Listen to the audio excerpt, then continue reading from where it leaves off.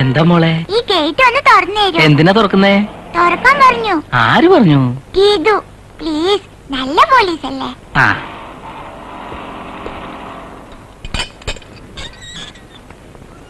ആരാ മോളെ ഗീതു? ഞാൻ തന്നെയാ.